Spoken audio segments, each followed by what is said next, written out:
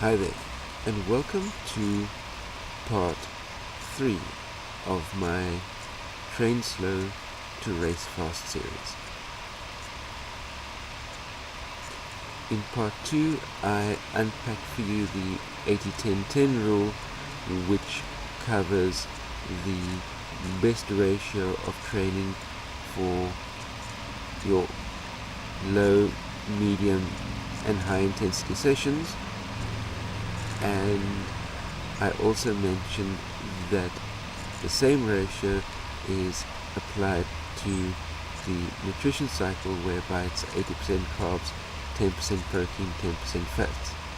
And again, as far as the nutrition side of things are concerned, I'm a firm believer that whole food, plant-based nutrition is the most optimum fuel source you can put in your body for your training sessions, or for that matter, just getting through your day-to-day life. Right, so we've identified clearly what the problem is through the first two parts of this video series.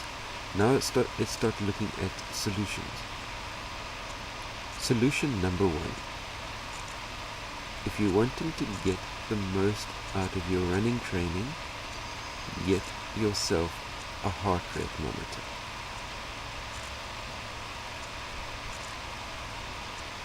Yes, a GPS watch can work brilliantly for you from the point of view of pacing and getting X number of minutes per kilometer, making sure that you're staying on pace. But from a training perspective, if you're wanting to get the most out of each and every single one of your training sessions, a heart rate monitor is the way to go. And when it comes to the heart rate monitor training, and telling people that they're going too hard too often, I meet with a lot of resistance from everybody that I coach, because most runners are assuming that they don't train hard enough. Yes, it's true that their hard run workouts aren't hard enough, but they would be able to make their hard run workouts hard enough if they made their volume easy run workouts easy enough. And because most runners out there, most of you out there, haven't got a clue on how to be able to run slowly enough, this is where your heart rate monitor comes in. What I do with the runners that I coach is I use their current fitness levels, age, gender, and such like, to calculate what not only their approximate anaerobic threshold or lactate threshold will be, although this should ideally be done in a laboratory, but the vast majority of us out there don't have the easy access to a laboratory to get an exact lactate threshold test done. So what I do is I do a best calculation approximation for what your lactate threshold is, and also what your aerobic threshold is, which is way lower. Invariably, the couple of athletes that I've had that have gone and done a laboratory lactate threshold and aerobic threshold test, it normally comes out at about 3 to 5 beats per minute on, as far as heart rate is concerned, different to what my calculation is, which really you're talking about a 2% variance, which is almost nothing. So once I've calculated the athlete's aerobic threshold, 80% of the volume of the runner does is at or below aerobic threshold.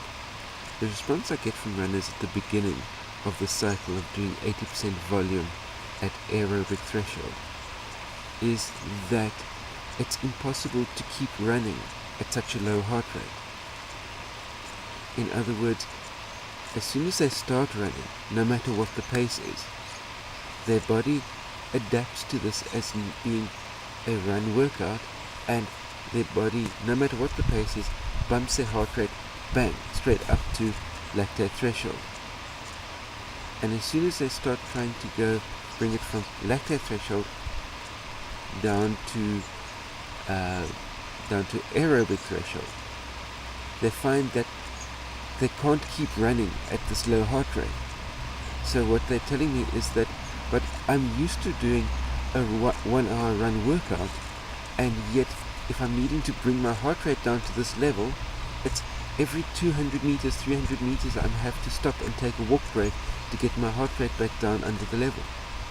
And my answer to that is, well, in order for you to be able to train at those low intensities, you have to take those walk breaks. Even if you're used to running for 1 hour, 90 minutes, 2 hours at a stretch. When you start out on your low heart rate run workouts and your heart rate monitor tells you that you're pushing too hard and you have to take a walk break, take the walk break. Swallow your pride and take those walk breaks, because what will be happening over time is your body will readapt to being able to run at that lower heart rate intensity, and over time, as we start getting the anaerobic work done through your high intensity sessions, what will happen is naturally over time the pace that you're able to run at the low intensity level will increase. I remember there was the story of multi-time Ironman world champion Mark Allen. When he started out in this, he was really battling to be able to go slow enough for his heart rate intensity to be at the right level. What happened over time? He went back to his coach and said, this aerobic threshold level that you've got me running at, I'm now needing to run at faster than what my normal marathon pace is, just to keep my heart rate up to that level. So it's something that develops over time. So why isn't it that most runners train with a heart rate monitor all of the time? It's very simple. Most of us, when we first start looking at heart rate monitors, get ourselves bogged down and find it difficult to understand the theory behind the different training zones that you have when working with a heart rate monitor. So in those type of situations, it's often sensible to be working with a coach to be able to help you optimize what your ideal training zones are, specific to your gender, to your fitness level, so that you can get the most out of each and every workout, even if it feels way too slow for you. Next time I'll be looking more at the coaching side of things and how I work with the athletes that I'm coaching, to give you a better idea of how to unpack these low intensity run sessions. Also, before we get to the end of these series, I'll be giving you some specifics on how to be able to calculate your optimum low intensity level for your heart rate monitor run training sessions. Please remember to click the like button down below and share this video amongst all of your running friends. And also, while you download those buttons down below, please remember to click the subscribe button down there as well, so you can be kept in the loop and kept up to date on all of these training advice videos that I'm bringing out for you on a weekly basis. See you next time. Cheers.